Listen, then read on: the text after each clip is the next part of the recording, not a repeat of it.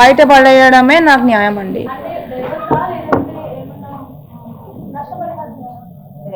First దీంట్లో నుంచి జోగి రమేష్ గారు డైవర్స్ ఇచ్చి నాకు ఏ రకంగా విముక్తి, ఒక ఆడపిల్లగా నేను అన్యాయం చేశాను అని ఆయనకి ఏ రకంగా నాకు న్యాయం అనిపిస్తుందో ఆ రకమైన న్యాయమే నేను చేయాలని కోరుకుంటున్నాను. ఫైనల్ గా నేను కోరుకునేది ఏంటంటే దీంట్లో నుంచి విముక్తి కలిగి నాకు ఒక పీస్ఫుల్ లైఫ్ స్టార్ట్ చేయాలనేది నాకు న్యాయం.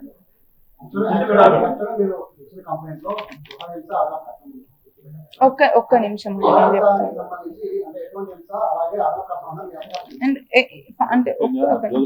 అంటే ఇంకొక విషయం గారు ఏనాడు కూడా మమ్మల్ని ఒక మనుషుల్లాగా అంటే పిల్లల్ని ఇచ్చిన వాళ్ళ ఇంటికి కనీసం ఒక వియంకుడు వాళ్ళు వచ్చిరని చెప్పి మరి అది కూడా మాకు మా ముందేమో బావగా రండి అనేది మేము పోయినా అరే ఊరే అనేది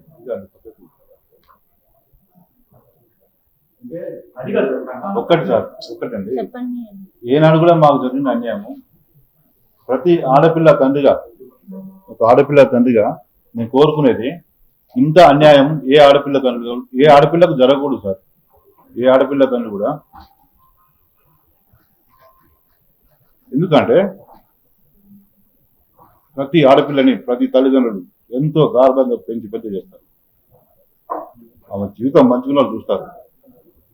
నేను ఎంతో నమ్మకంగా నేను జోగి రమేష్ స్వామికి నా బిడ్డని, నాకు అందరూ ఆడపిల్లలండి, నాకు మగపిల్లలు లేరు. నేను సంపాదించిన యావదాస్తి నేను నా బిడ్డకే నేను ఇస్తానని చెప్పి, నా చిన్న బిడ్డకి నాకంటే ప్రేమ అతనికి ఎక్కువ అని చెప్పేసి ఆ రోజు కూడా చెప్పిన అతనికి. కానీ పెళ్ళైన కొద్ది రోజులకే ఇంకదండి మొత్తం ఉన్నదే మొత్తం అమ్ముకొని రండి, కార్ పెట్టండి, బంగారం పెట్టండి, ఇంకా పెట్టండి, కేజీ బంగారం పెట్టేవండి. ఎవరండి మా గౌడు కులంలో పెట్టేది? నేను గౌడ్నండి, ఒరిజినల్ మేము. రాండి మా సూర్యాపేటలో. నేను ఇలా గౌరవం చెప్తున్నా. నేను 10 సంవత్సరాలు తాళ్ళు కూడా ఎక్కిన. వ్యవసాయం చేసిన కుటుంబం మాది, వ్యాపారం చేసి పైకి వచ్చిన కుటుంబం మాది. ఈ రాజకీయాలు తెలియదు మాకు, కుట్రలు తెలియదు. మేము కేవలం పిల్లల్ని మంచిగా పెంచి పెద్ద చేసి పెళ్లి చేసి మీ చేతిలో పెట్టినామండి. పెట్టిన కొద్ది రోజుల నుంచే మాకు ఇంత ఘోరమైన అన్యాయం జరిగి నా బిడ్డని ఈ రోజు ఇంత ఘోరంగా దాని జీవితాన్ని నాశనం చేయమని చూస్తే ఏ తల్లిదండ్రులు కూడా వాళ్ళకున్న ఆవేశం 14 నెలలు సార్, 14 నెలలు అండి.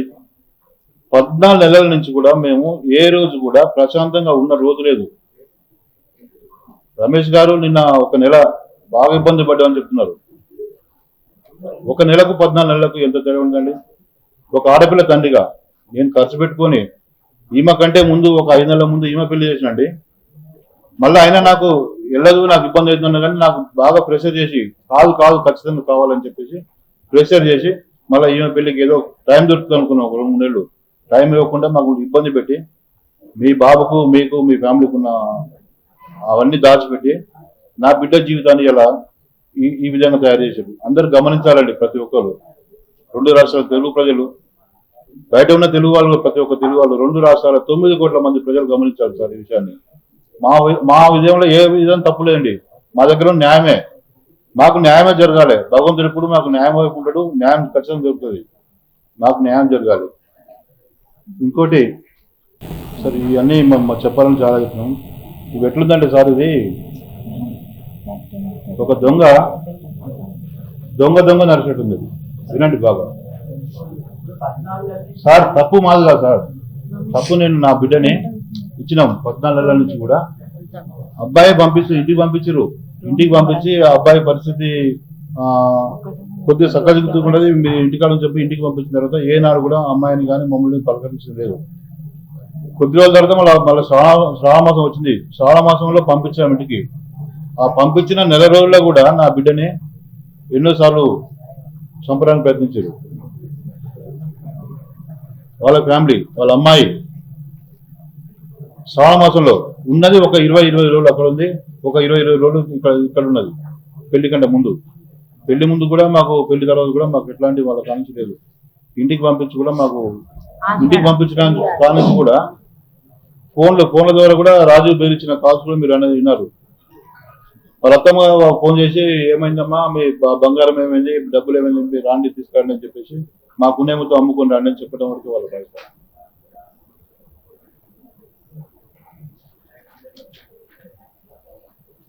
ఈరోజు నా బిడ్డ ఏ తప్పు చేయకుండా సంవత్సరం వరకు అండి మేము ఇక చేస్తున్నాం అని చెప్పేసి అనుకుంటే ఆయన జైలు పోయినాక ఆగినాం, అంతకుముందు ఆగినాం, అబ్బాయికి ట్రీట్మెంట్ చేస్తున్నది ఆగినాం.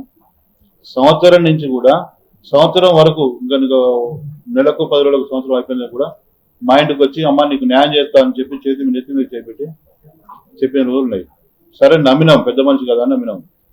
మాకు ఏ ఒక్క రోజు కూడా చెప్పేది ఒకటి చేసేది ఒకటి, చెప్పేది ఒకటి, వాళ్ళ మనసులో ఉన్నది ఇంకొకటి. మాకు న్యాయం జరగలేదు కాబట్టి మేము ఈ రోజు ఈ విధంగా మీ ముందుకు వచ్చి మాకు న్యాయం జరగాలని చూస్తున్నాం. ఒకసారి సేమ్ పాప చెప్పినట్టు కోర్టుకు పోతే ఇదే కేసు మేము సిపి గారికి వెళ్తే సజ్జల రామకృష్ణారెడ్డి దగ్గర వెళ్ళిన మాట వాస్తవం. అది వాళ్ళ ఇంటి దగ్గర మాట్లాడి ఒక 4 రోజులు సెట్ చేసుకొని చెప్పారు. ఆ మాట వాస్తవమే, అది కాలేదు. ఫస్ట్ వైసీపీ మన వెల్లంపల్లి సింగ్ గారు చెప్పినాం, అది కాలేదు. ఎవరి దగ్గర తిరిగినా మాకున్న పెద్ద మనుషులు కానీ మాకున్న లాయర్స్ కానీ ఎవరైనా సరే ఆయనకున్న పలుకుబడితోటి వాళ్ళని రాకుండా చేసి వాళ్ళకి ఇంత ఇస్తామని చెప్పేసి ఏ ఒక్కరిని కూడా రాకుండా చేసి మమ్మల్ని ఒంటరి చేసి కనీసం వీళ్ళు ఏం చేసుకుంటారు చేసుకోపోయే ఉద్దేశంతో ఎంతో ధైర్యంగా అన్యాయం చేయడం జరిగింది. అమ్మ ఒకటి లాస్ట్ మొన్న కూడా తల్లి లాస్ట్ ఒకసారి మన ఎన్టీఆర్ జిల్లా వైసీపీ అధ్యక్షుడు అవినాష్ కూడా అతను కూడా అన్న మీరు అన్న కేసులు అన్ని పెట్టుకున్నా మీ అందరూ మీరు కూర్చొని మాట్లాడని చెప్పేసి అట్లా కూడా 1 month ఈ రోజు వరకు కూడా ఇంకా వాళ్ళు టైం ప్రొలాంగ్ చేసుకుంటూ వచ్చినారు.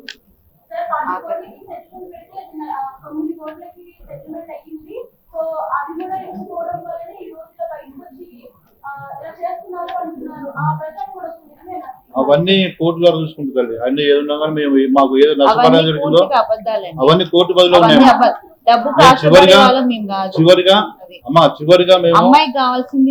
చివరిగా మేము లాస్ట్ కు ఎవరండి మన లోకల్ ఎమ్మెల్యే గారు వసంత కృష్ణ గారు వాళ్ళు పోయినాం. ఫస్ట్ వారి ఇంటికి వెళ్ళాం, వారి ఆఫీస్కి వెళ్ళాం, 3 సార్లు వాళ్ళ ఇంటికి పోయినాం.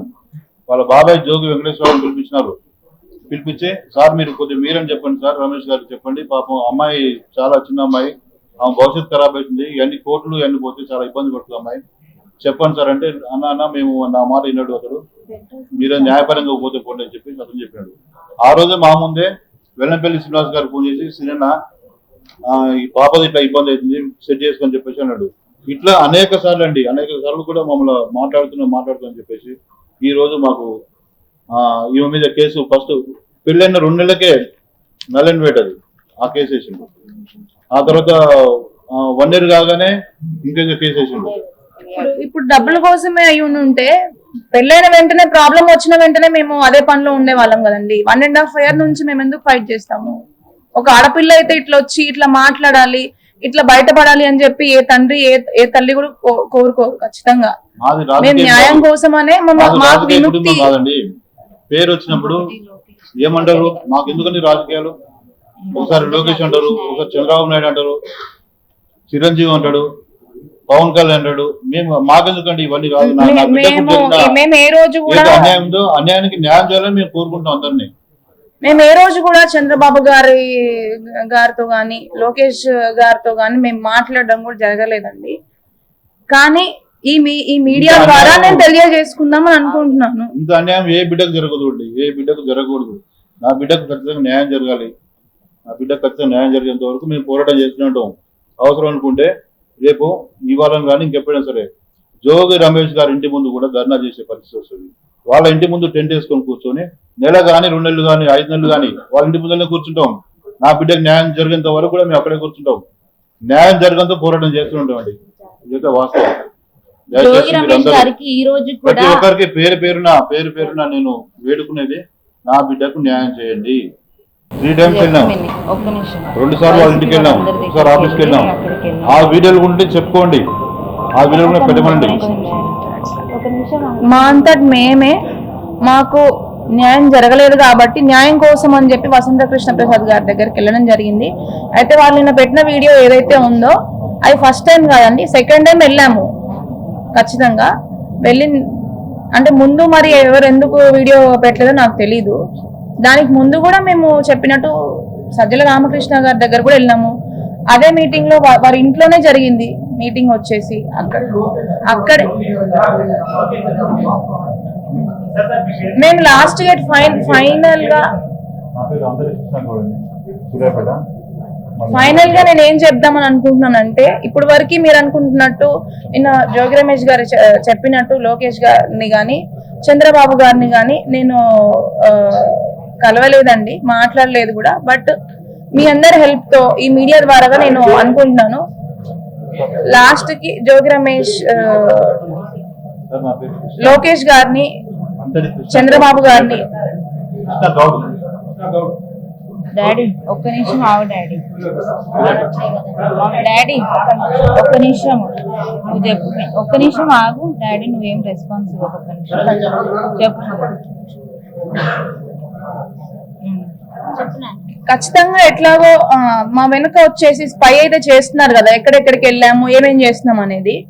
మీరు వాళ్ళ దగ్గరికి వెళ్ళినట్టు కూడా ఖచ్చితంగా ప్రూఫ్ ఉంటే చూపించమనండి, ఎందుకంటే మేము వెళ్ళలేదు, మేము ఎవరిని రీచ్ అవ్వలేదు, లోకేష్ గారిని కానీ చంద్రబాబు గారిని కానీ. బట్ మీ మీడియా ద్వారా ఖచ్చితంగా తెలియజేయాలనుకుంటున్నాను, వారి నుంచి కూడా మాకు సహకారాలు సపోర్ట్ అంది నాకు తొందరగా విముక్తి కలిగి దీంట్లో నుంచి నాకు న్యాయం జరుగుతుందని చెప్పి నేను మనస్ఫూర్తిగా కోరుకుంటున్నాను.